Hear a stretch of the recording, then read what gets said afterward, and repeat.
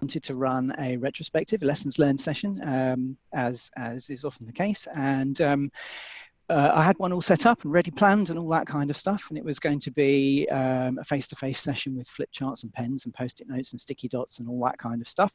But about a week before that session was due to happen, the country went into lockdown, and I thought to myself, what am I going to do?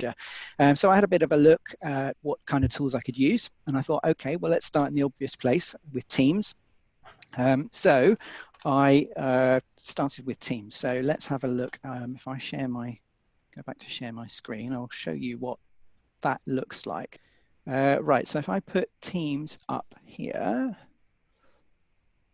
what you can see if you go into a Teams meeting is that along the top here, you've got a number of options. And one of the options is for a whiteboard. So if you're running a Teams meeting, you can use this whiteboard function. It takes a little while to load up, but what you get is a bunch of pens in different colors. So in a way, it behaves like a real flip chart. It's not going to load. Oh no, here we are. Right, so you can pick a pen and you can scribble on the whiteboard, you can change colors, and you can do all that sort of stuff. So if you've got, like I have, a touchscreen device with a pen, you can use it that way. And the idea is that you can collaborate with the other people on the call. Now that's fine, but that only works for people in the same organization as you. So the same Microsoft Office 365 client. And it also has relatively limited functionality. What is better, so I'm just going to close that down. So that's the whiteboard within Microsoft Teams. What's better is the Microsoft Whiteboard app. Now, I don't know if you should be able to see 3 panels here. Please nod, John, if you can. Yep, okay, brilliant. So what this one is, that's the same kind of functionality, but bigger, better. So you have more pens, including this amazing one, which gives you sort of, which gives you, no, it's not going to work. But one of the pens is rainbow glitter anyway.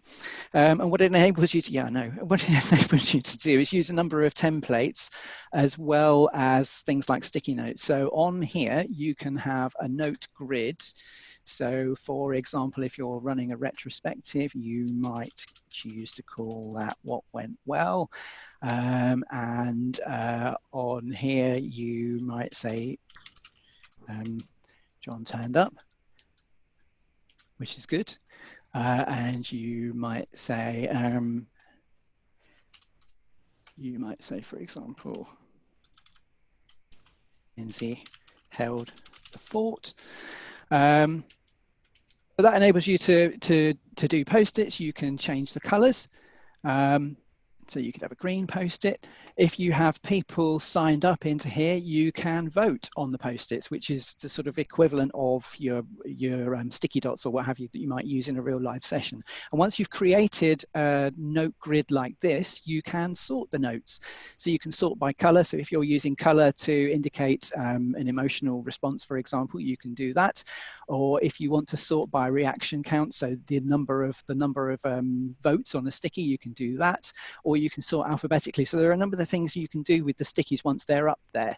But a disadvantage with this one I found is that, again, you can only do that collaboration. You can only invite people to the whiteboard if they're in the same Microsoft Office 365 client. You can only collaborate that way. However, if it's a situation where you are all in the same 365 client, there are quite a few things you can do. So there are a number of templates on here. So if you go down to here and you click on the plus templates, there's a number of templates that you can use for various different things. So let's pick retrospective, for example. You can use this, so you can put the title in here. So I might call it PMO work from home retro, can't spell.